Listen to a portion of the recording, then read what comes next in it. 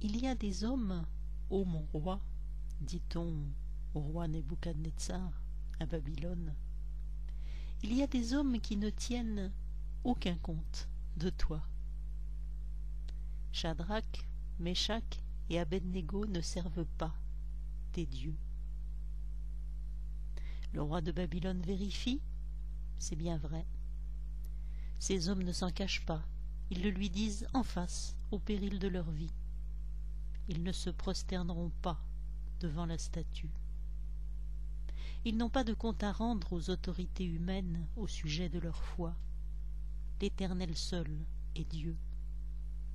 Sa parole seule fait autorité. Ils sont fidèles à ses commandements. Les menaces du pouvoir terrestre en place, ils les traitent avec un mépris tranquille et serein.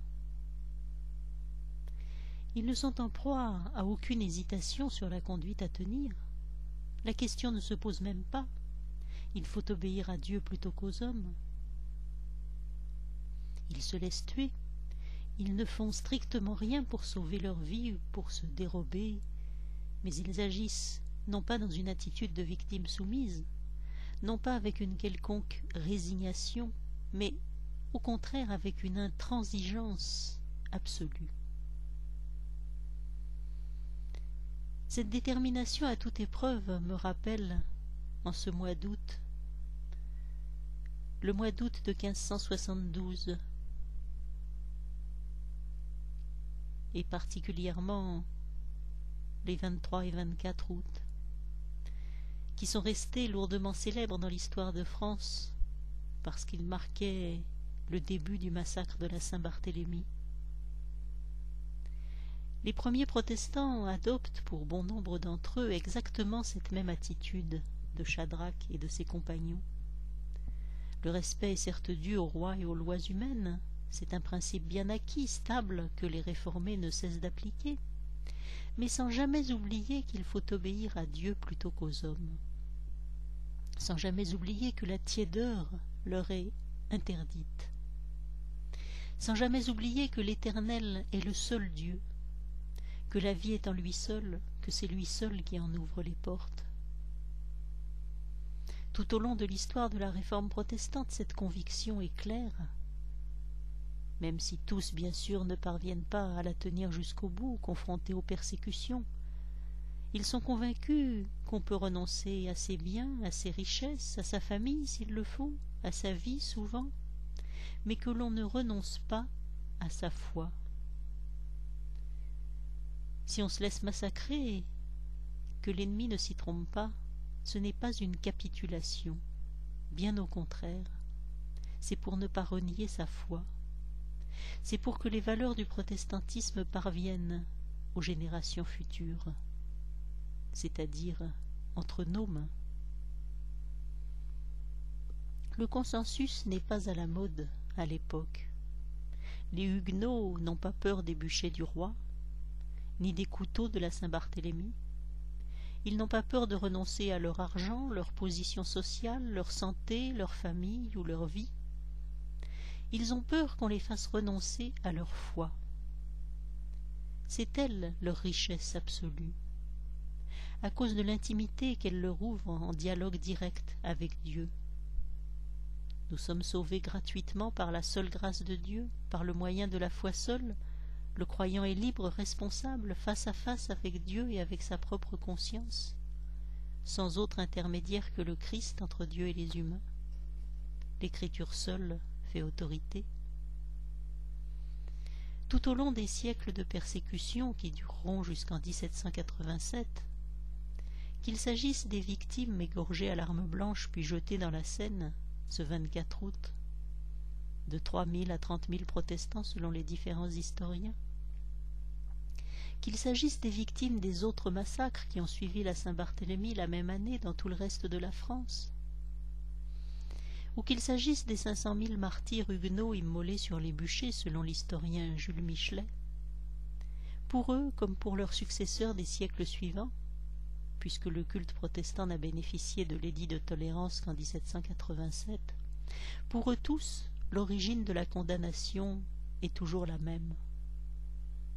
Ils sont arrêtés pour avoir simplement refusé de revenir au catholicisme romain, c'est-à-dire pour avoir refusé de s'agenouiller devant les statues, puisque le 2e commandement du Décalogue l'interdit, pour avoir persisté à proclamer que le purgatoire n'existe pas, il n'y en a pas de trace dans la Bible, pour avoir chanté les psaumes, ou possédé une Bible en français sans annotation du clergé, c'est interdit par le Concile de Trente, pour avoir refusé de saluer une procession ou de partir en pèlerinage.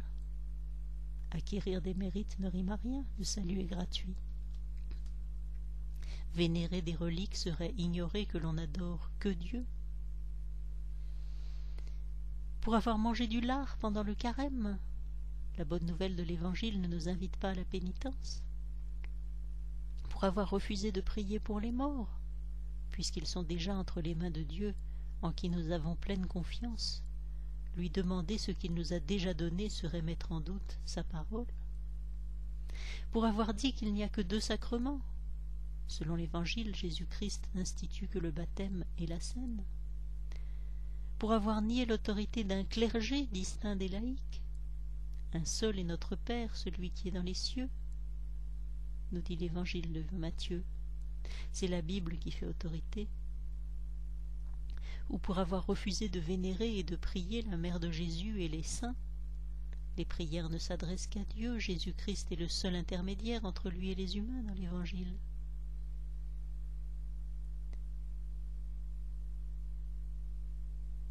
Dès le début de la Réforme, quand on entend parler du salut donné par Dieu par grâce, par le moyen de la foi, on s'écrie aussitôt avec effroi: mais alors à quoi servent les saints et leurs mérites?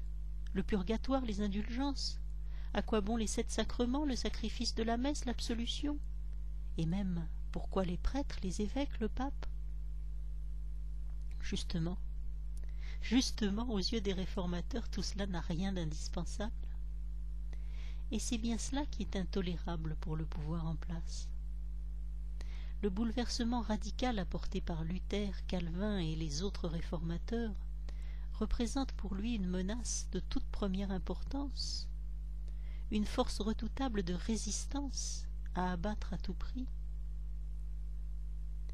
On peut lire dans les archives de la Société de l'histoire du protestantisme français des lettres de Pie V à Catherine de Médicis appelant au massacre des protestants. Dans les années qui précèdent la Saint-Barthélemy, de nombreux prêtres reprennent le même discours dans leurs sermons. Le roi Charles IX finit par céder à sa mère Catherine de Médicis et dit « D'accord, tuez-les tous, mais qu'il ne reste pas un seul de protestant pour me le reprocher après. » L'objectif était d'éradiquer ce qu'on appelait l'hérésie réformée, qu'on n'en parle plus. Dans le camp d'en face, le chef de file du parti huguenot, Coligny, déclare dans son testament que peu lui importent les atteintes physiques contre sa personne, pourvu qu'un jour en France on célèbre librement le culte réformé dans la paix et le repos public. On est tenté de retrouver là la détermination de Shadrach. Il y a Shadrach et ses compagnons qui, dans le récit du prophète Daniel, se laissent tuer sans résistance physique, mais avec intransigeance et qui en sortent vainqueurs. Il y a les Huguenots qui suivent la même attitude.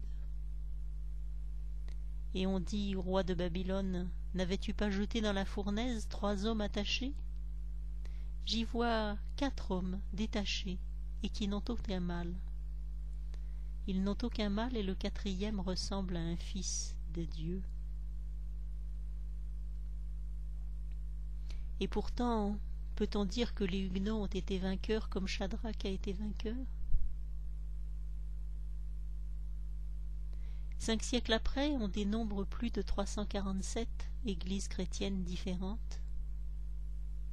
Sur 2 milliards de fidèles de dénomination chrétienne, plus de la moitié, plus d'1 milliard, ne sont pas rattachés à Rome.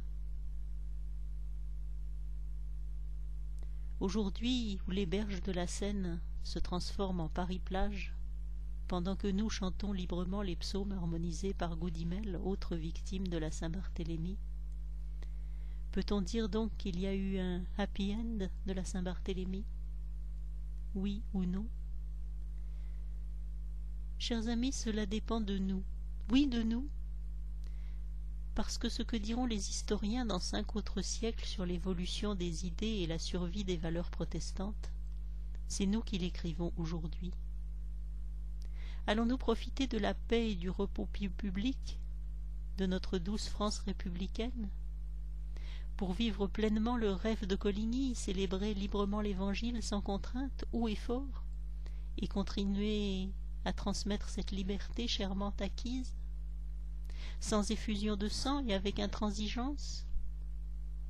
Ou bien allons-nous confondre, comme nous le faisons parfois, allons-nous confondre la paix et la tiédeur, tomber dans le piège contre lequel l'Apocalypse nous met en garde? Écoute ce que l'Esprit dit aux églises. Tu es tiède. Ah, si seulement tu étais froid ou bouillant, mais tu es tiède. Allons-nous glisser dans le piège insidieux de la tiédeur, déraper insidieusement hors de l'Évangile et le mettre sous le boisseau, en oubliant que nous sommes invités à prêcher sur les toits la bonne nouvelle de la liberté? À nous de choisir. Les dés ne sont pas jetés, ils sont entre nos mains. Que dira-t-on de la réforme protestante et de son retour aux sources de l'Évangile dans les générations futures? Que c'est une vieille querelle périmée ou qu'elle est toujours actuelle? Les poignards de la Saint-Barthélemy auront-ils réussi à imposer la pensée unique et l'uniformité, au nom de l'œcuménisme plusieurs siècles après? Ou bien l'intransigeance vivace d'un Shadrach ou d'un Luther sera-t-elle toujours perceptible en nous écoutant? À nous de choisir en écoutant, comme le dit l'Apocalypse, ce que l'Esprit dit aux églises. J'ai mis devant toi une porte ouverte que nul ne peut fermer, parce que tu as peu de puissance, parce que tu as gardé ma parole, et parce que tu n'as pas renié mon nom. Amen.